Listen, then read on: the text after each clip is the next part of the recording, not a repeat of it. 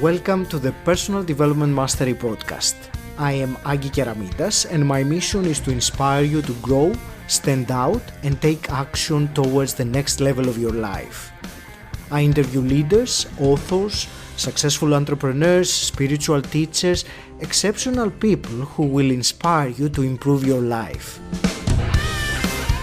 Tune in for 2 episodes each week and make sure you subscribe to get them as soon as they are released. In today's show, I am delighted to speak with Yemi Penn. Yemi, you are an engineer by profession, an entrepreneur by passion, and a transformation mindset coach by mission. You are an author, a TEDx speaker, a documentary producer, and a serial entrepreneur with businesses in Sydney, London, and the United States. You are a thought leader on creating your own memo, meaning writing the script of your own life, and you speak and write about engineering powerful people. You are passionate about raising the vibration of acknowledging and healing our individual and collective trauma.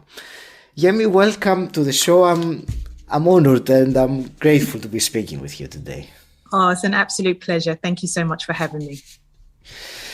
Let's start a bit with some elements of your story, Yemi. Born in the UK, childhood in Nigeria, then a short time in Japan and now Australia. So a fascinating story, and I know that you're good in giving summaries. So just for the sake of getting us a brief overview of your path towards where you are today, can you give us a summary of the journey?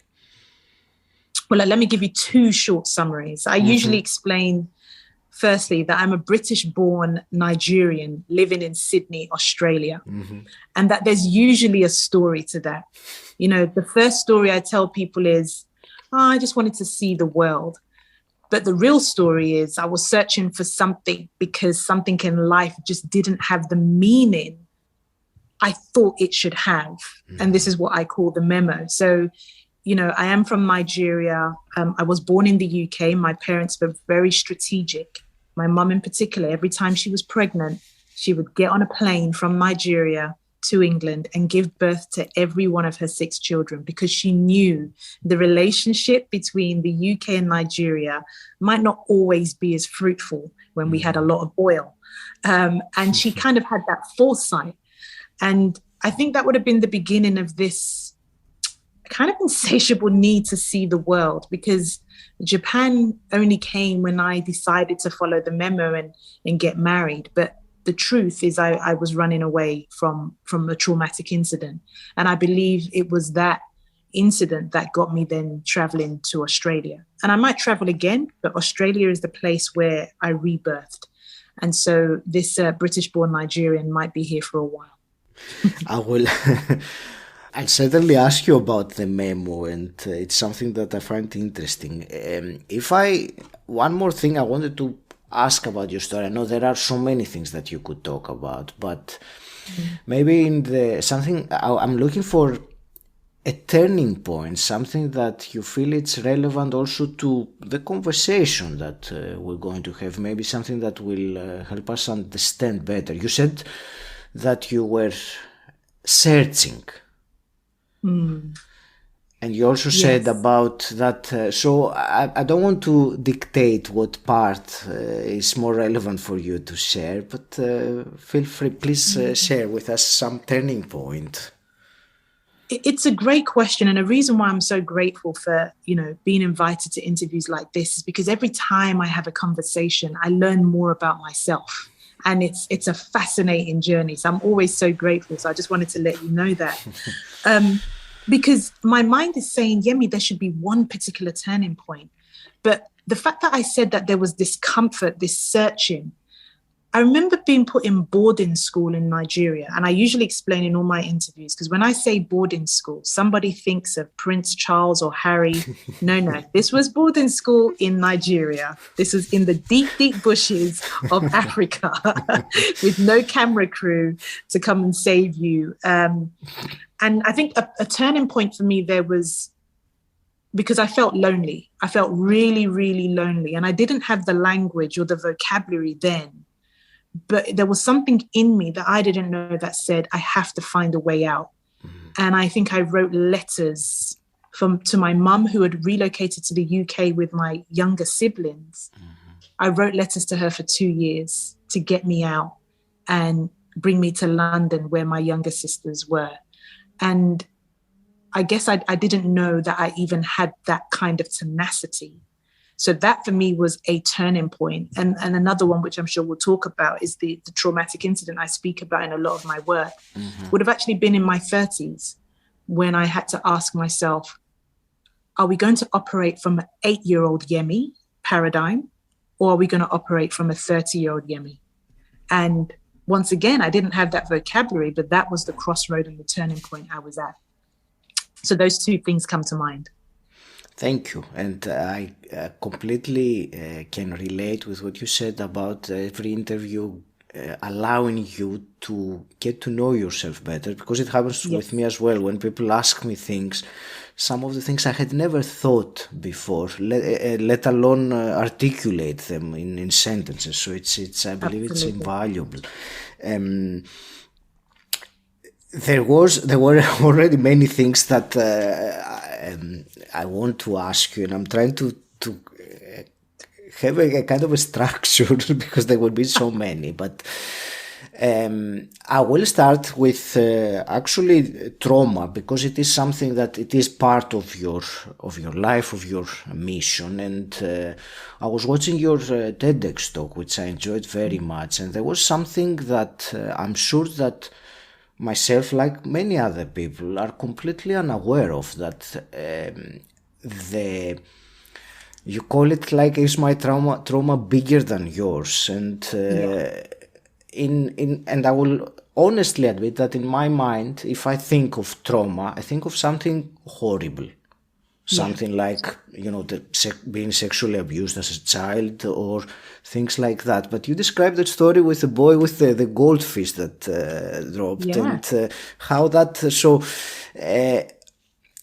in order to bring that down, all this to one question really for you, tell us about the different kind of traumas, or if is a trauma that, how can a trauma affect the life? You mentioned about the paradigm of the 8-year-old Yemi and the 30-year-old Yemi. Yeah. So tell me about this difference in the size of trauma, or the definition of what trauma is really, because I think that's a good starting point for what we can talk about later. I mean, it's worth saying, so I've just recently started a PhD in trauma in Melbourne here in Australia. And the primary question is, can trauma be transformative? I'm really intrigued, but I'm looking at it from a non-psychological perspective. That's really important for me, because I think there are more non-psychologists in the world than there are psychologists or psychiatrists. But yet, when you look at the percentage of people who have experienced a distressing or disturbing event, which is the simplest way to define trauma, you're probably looking at, I think you're in the 90s. The statistics I used in my TEDx was, in the US, I believe it was 70%, UK, Europe, 66%. So you're talking that in every 2 people you come across, at least one of them has experienced a distressing event. And so that's how I define trauma, just basic. But what's happened is, I believe the world for decades and centuries has labeled trauma as if it could only be experienced if, say, you were in war or some really violent sexual assaults of some sort. And I don't know why. It might be part of my research. We've kind of put it to the side that trauma should only really be mentioned by people who have gone through some really deep, dark stuff. And even when they have, we put a timestamp on when they really should have gotten over it. But what I found that was really the big point in my TEDx was, when I started my personal development journey, I would go to lots of workshops, and this guy got on stage And he was sobbing uncontrollably in his mid-40s of an event he thinks had changed the way he was operating as an adult. I mean, it was affecting his marriage. And I found myself crying. Like, I was crying. And I don't believe I even cried for my traumatic incident. At that point, I hadn't. And we can talk why I may have done that, but I hadn't. And so I sat there thinking, whoa, why is this moving me more than what I went through? And I find out later that it's because part of it is dissociating. Sometimes you can go through something that you just completely detach yourself from it because it's the best way you can survive. So I believe it was in that instance I realized, well, do traumatic events need to have a magnitude scale? And what happens if we constantly decide that our trauma is so small it's not worth looking at? Then that's like having a wound and just constantly covering it with our clothes and saying, it'll be fine, it'll be fine. And every now and again, something like a relationship will bother it, or something like loss will bother it, or something like a job or how you show up. And I believe those are the signs saying, you know, that thing you think is really irrelevant, it's actually affecting you being your whole self, your whole brilliant self. And so I've just gotten really fascinated with it. And it's been a struggle to talk about trauma because it's not the most exciting thing to talk about because of the meaning we've all been kind of adopted. But I'm still questioning whether there is a magnitude scale to trauma. Yeah, and I'll let you know when I find out. Hi, it's Aggie here, interrupting you with something you may find useful. One of the most frustrating feelings is when you're trying to focus, but you can't get your brain to concentrate on the important work in front of you. This happens to me all the time, and if it happens to you too, you are not alone. 40% of people say they have to make a big effort to concentrate. But if you're having trouble getting focused, I have a solution for you. I'm so excited to be partnering with Brain FM. Brain FM is a great app, and I use it to block out my mental chatter and zone in on my number one priority of the day. Brain FM uses functional music that is backed by science and research, and it is designed to give us that extra edge when we need our undivided attention. And they also have relaxation, meditation, and deep sleep modules that help you unwind and recharge. So if you want to be able to place your full attention exclusively in the activity you choose, whether that's meaningful work or relaxing or getting high quality sleep, right now as my podcast listener, you get 20% off Brain FM subscription at brain.fm/Aggie. That's an amazing deal for such a useful app. Thousands of people have given 5-star reviews to Brain FM. Find out why? brain.fm/Aggie. What comes to mind with what you said is that many people are completely unaware or not conscious, if you want, that there is an event, a traumatic event. You used the word label earlier about what trauma is, and I can say for myself that if you had asked me, because now I have spoken with a few people more about this and I understand better, but if you had told me 2 years ago, Aggie, did you have a trauma in your childhood, or I would say no, nothing, because nothing like that, nothing major comes to my mind. It was like a pretty much uneventful, normal, shall we say, childhood. So I want to ask, and maybe you can explain that for us, for people who hadn't really thought that there might be some event in the past that really is affecting the behavior. What's an approach that someone can take to understand whether there is something like that? And I don't mean the obvious big ones, as you said, the more subtle ones. You know, it's a wonderful question. And I have to say that what's great is I just filmed my 3rd documentary a couple of weeks ago. And it's one of the questions that I ask every practitioner. I don't want to just say therapist because they're different fields. And they said it best, which is there will be this discomfort in you.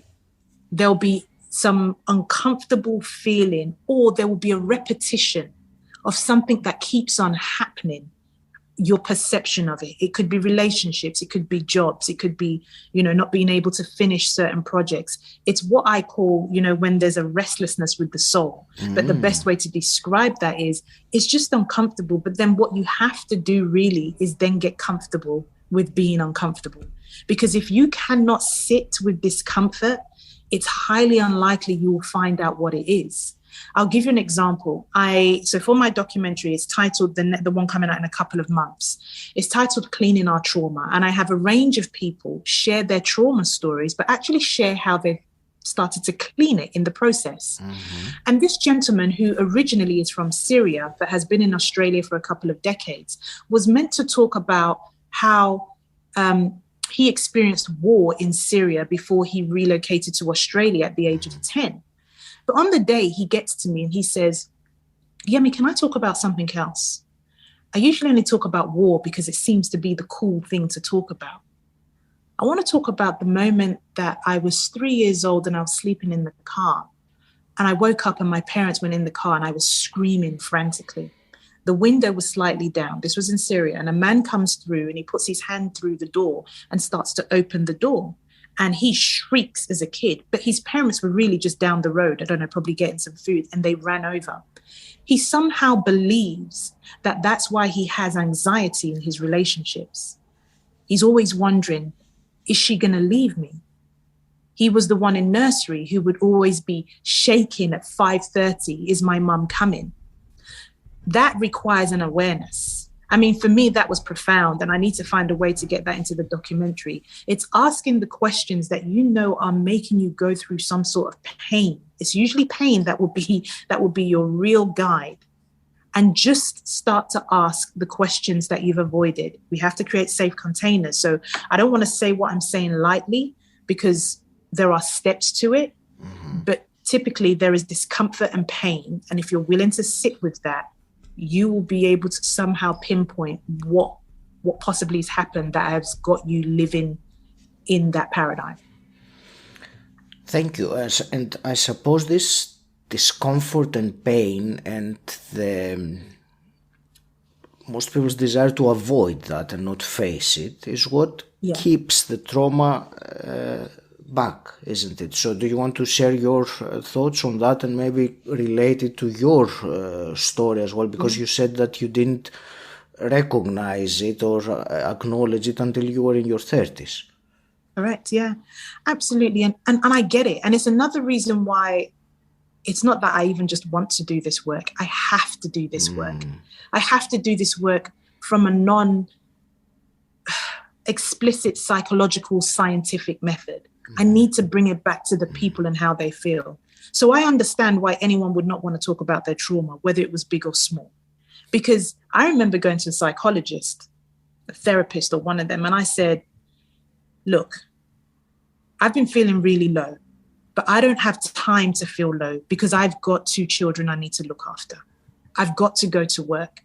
I can't afford for you to crack me open and I'm left to just walk the streets bleeding, for want of a better word, because that was my perception of what therapy would do. It would bring things up, and then I don't have my therapist at home to deal with stuff. And, we both laughed, but there was a seriousness in it, especially if you come from a culture or a way of thinking, which most of society does.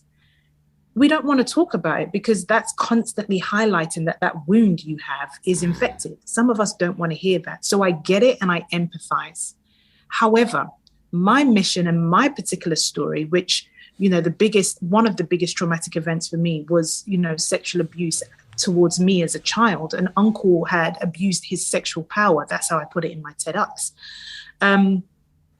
But I really think and thought I was doing okay. Really did. There were some signs, and I'm probably still looking at those signs.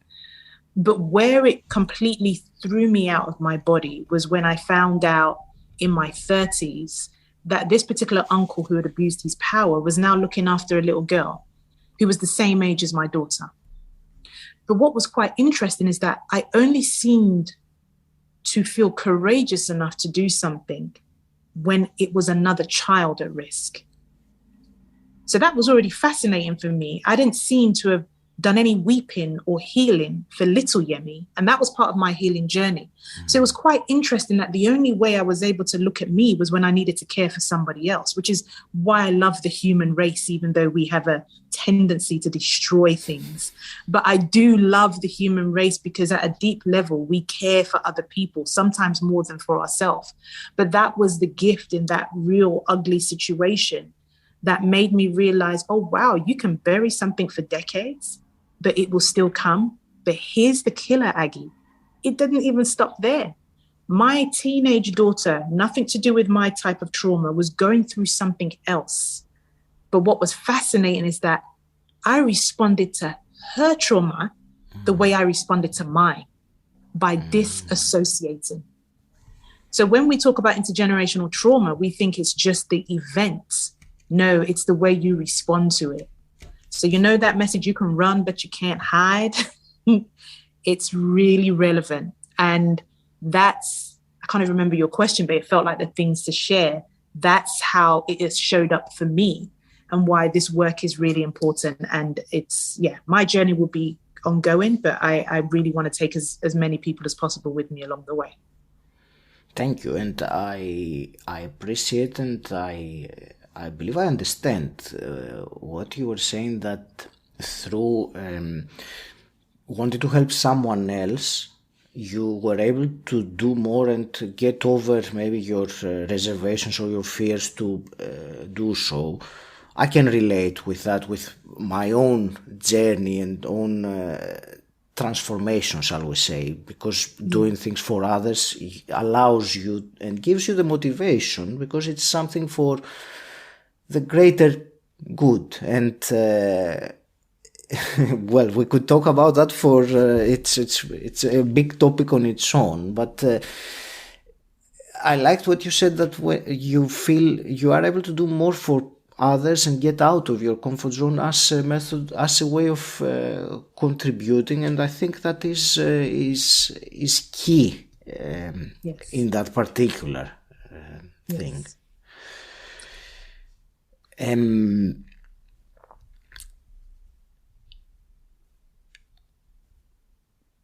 I'm thinking I'll come back to something you said. I think it's important, and my mind is stuck to that, and I want to talk about it a bit more. You said about you used the phrase restlessness of the soul. You said discomfort, pain, and I want you to elaborate a bit more on this feeling, of this understanding that there is something there not right, and the reasons why we tend to ignore it, or we want to ignore it.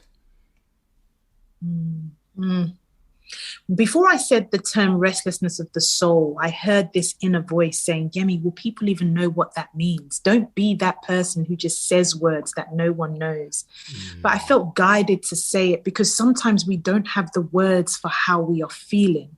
So even till today, I couldn't define in words what soul means, but in any sort of really deep academic way. I just know that there's a feeling I have that doesn't seem to be this physical body. It seems to be deeper, and some people might call it spirit.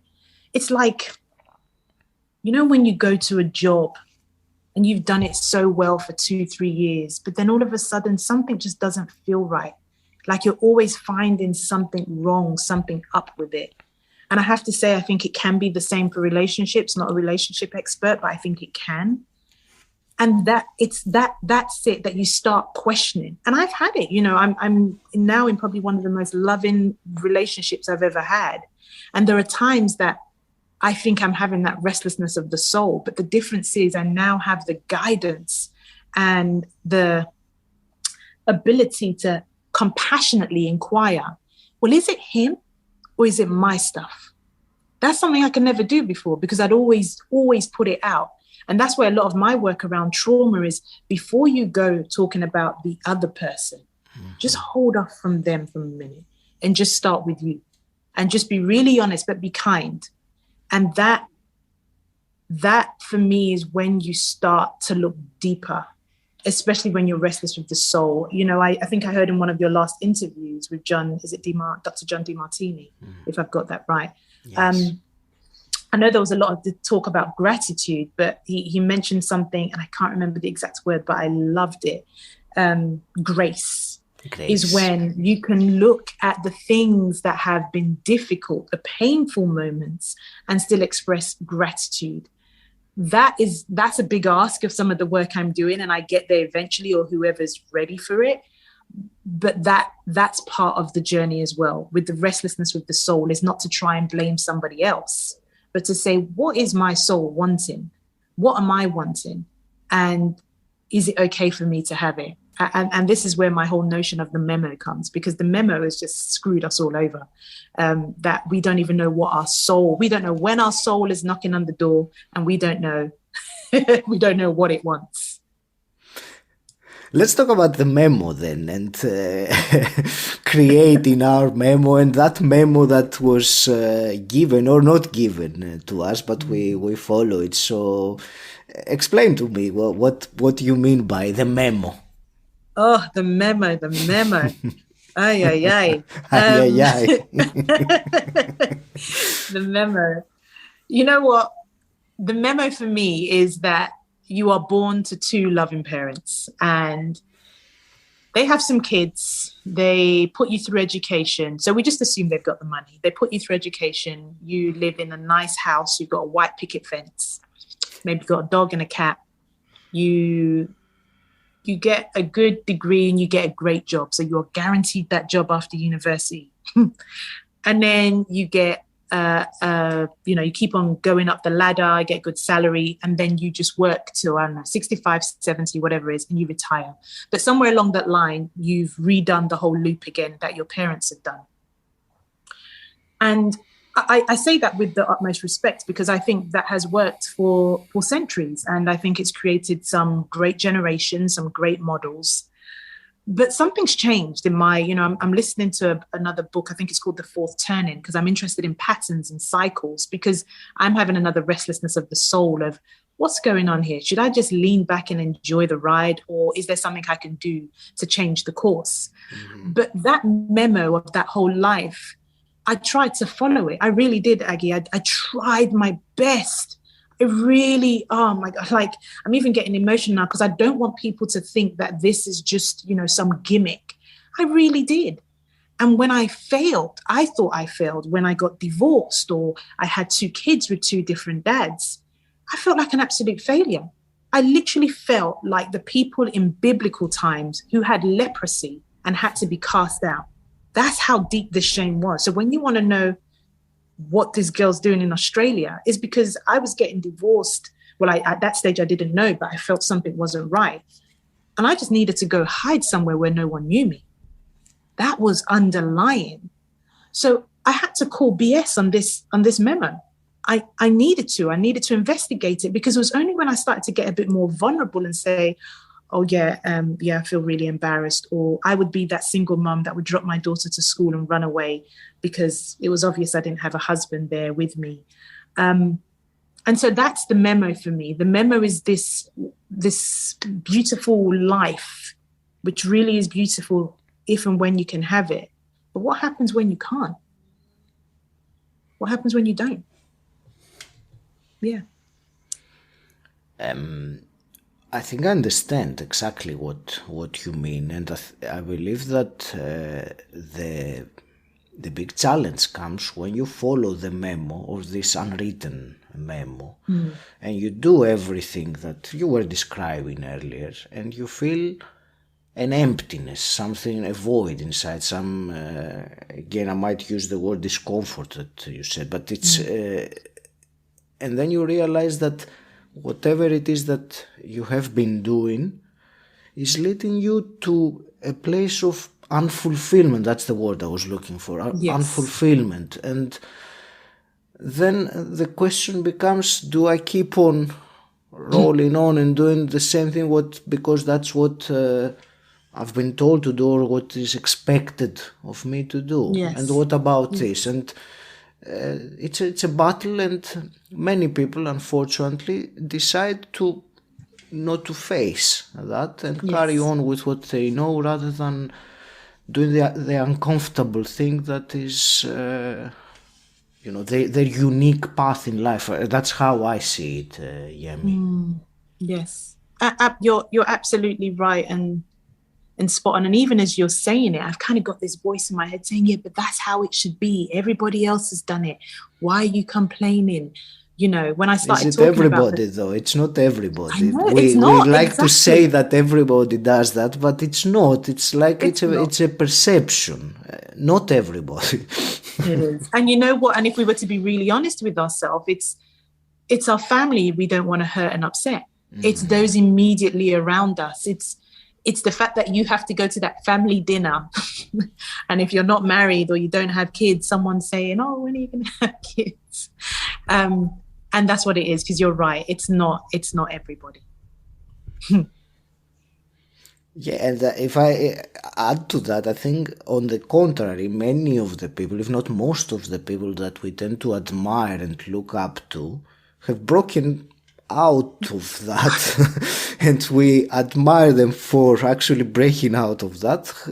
But still we stay in that because everyone is in that. It doesn't make sense if you think about it like that. It doesn't. But this is the madness, and this is madness, I can't remember yes. what I said. This is the restlessness with the soul, and so I've now gone to a stage whereby I can no longer apologize. I mean, the last 2 years for me personally have gone really fast, and I don't know whether that's because we've just had to all focus on one thing around the world. But life it's too short. I want to treat people as I want to be treated, with love, compassion, empathy, all of that stuff. But I also want to enjoy the full force of life, the good and the bad. I'm here for it. And if these kind of conversations can, I don't know, give somebody peace to let them know they're not alone in that restlessness, what joy can they find? I mean, that would make me happy. Me too. It's one of the reasons that I'm doing this podcast is to trigger that in people, yes. that inspirational moment that leads them to take some kind of different action. It might be very small action, but small actions can lead to very big results, especially over time, or different trajectories of yes. life. There is something else I really wanted to ask you, and even though it's not the same topic, I will. It's something you say about powerful people not being born, but being engineered. So I suppose that has to do with your engineering background as well. But can you explain to me how do you mean the engineering? Is it another way to say personal development, or is it something even more than that? No, it's pretty much exactly that. Look, it's a part play on words because I'm an engineer by profession. Yes. But when I sat down speaking to people about it, I found that I've had to deconstruct myself. So I've had to deconstruct my belief systems, which made me, and I'm now rebuilding it. So there's an element of engineering in there, and that's the part of it. It's the personal development, but it really is. It's the same way you see a building, some people tear it down. I don't know, there's asbestos in it, there's something in it. But then you can now rebuild. It can be more sustainable. It can be ongoing. It can give back. That's the engineering. And it's quite interesting because sometimes I'm always worried people will see that as, we're trying to artificial intelligence ourselves. I believe AI does have a place, but this engineering is about saying, what can we unpack and what can we rebuild? And I definitely think we can. And, even you just saying it now, I've never said this, but the minute we're born, most of us are born into something that's already been defined. I mean, I look at my kids and I still make a lot of decisions for them. I'm trying to create this new, I know paradigm is my favorite word in this podcast, but this new agreement, this new paradigm with my 14-year-old, for instance, that keeps her safe, but also lets her true personality blossom. And it's one of the hardest things ever. But I want to know, well, what does it look like when I can still teach her boundaries, respect, but actually also let her have a say? So the person that was born, she followed different rules because I was living the memo, and I was killing myself to live the memo. And sadly, when I became a single mum with her, she had to bear a certain brunt of it because I was stressed. I was panicked, I was full on in victim mode.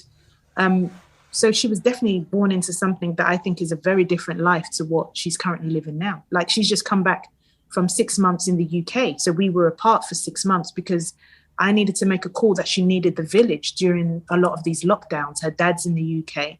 I knew that instinctively. But if I followed the memo, it'd say, you can't take her out of school. And I just had to recreate the one I wanted, which was, well, can she homeschool while she's in the UK? Can you support me, school, as I do this so that I can give her a lease of life, so that I can give me a lease of life? And that I've obviously in that process deconstructed a belief system she had, and definitely one that I had. And that's what engineering powerful people for me means. Oh, I didn't even know any of that. You're the first one I've shared that with. Thank you. Oh, that felt so good.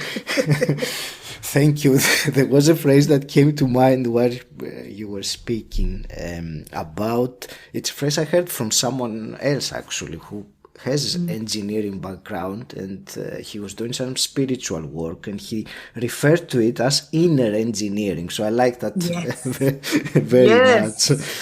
Oh, I love that. Inner engineering. I need to write that down. Yes, I like that. I would like to start wrapping this conversation up, and I will ask you some quick fire questions, which I always ask. As you've listened to the podcast, you're aware of them. So my first one is, what does personal development mean to you? Making the decision to empty your cup so you can fill it with things you didn't know before. Thank you. And if you could go back in time and meet your 18-year-old self or your 16-year-old self, what's one piece of advice you would give her? There is no wrong way, so just do it. I have to say that your quick fire are the quickest fire.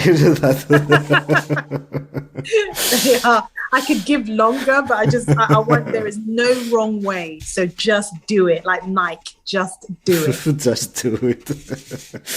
And let's say you could wave a magic wand and change something in the world as it is today. Oh. What would you change? Oh, honestly, okay. I was going to give some other big answers, but it would be for everybody to clean their individual trauma.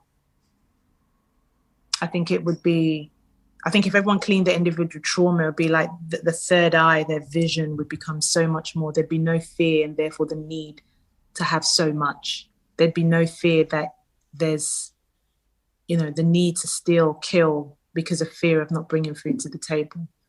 I really think our leaders would be doing great things for the world. So if I had a wand, it would be for everybody to clean their individual trauma. That sounds wonderful. Thank you. Emerging from the conversation that we had today, if you were to give to the listener one actionable item, something they can take and implement, what would you tell them? I would say become your biggest champion. And when I say that, I mean it in this perspective, meaning that when something is really feeling wrong, off, hurtful, just spend some time with yourself. Whether it's something as little as just putting your hand on your shoulder or on your arm, start asking yourself the questions of what's really wrong, what's really up. But remember, you are your biggest champion. So you ask those questions from nowhere but a place of love. No one's going to judge you because you're your biggest champion. And you might be surprised what you find out. I think that would move a lot of people. That's how it sounds like to me as well. Yeah, I mean, these questions, asking ourselves powerful questions of this kind of self-inquiry nature can lead to some very big realizations. Can you share with us how can people find out more about you and connect with you? Okay, so the best way to connect with me is on Instagram. Instagram is where I am my funniest. It's also where I'm more cheeky. It's also where I'm also more serious. So Instagram is at Yemi.Penn. That's YEMI.PENN. Also, you can check my website, which is YemiPenn.com. Those are the places that I update what I'm doing. But yeah, say hi to me on Instagram for sure. I want to thank you very much for this conversation. I really enjoyed it, and I'll say again, somehow I feel we just scratched the surface. I hope there were some deeper things. I'm sure there were, but another part of me thinks there is so much more that it's another interview. Don't worry, I will be back in some capacity. Sounds good to me. So thank you very much once again for your time, for sharing your wisdom with us today. Any last parting words? As always, thank you for giving me the platform. And I just hope everybody else gets to use their voice the way I have been blessed with. So thank you. I hope you enjoyed listening. If you have, please share this episode with someone who you think will benefit from it. If you want to know more about what I do, visit my website 𝘁𝗸𝗲𝘄𝘆𝘀. And until next time, stand out, don't fit in,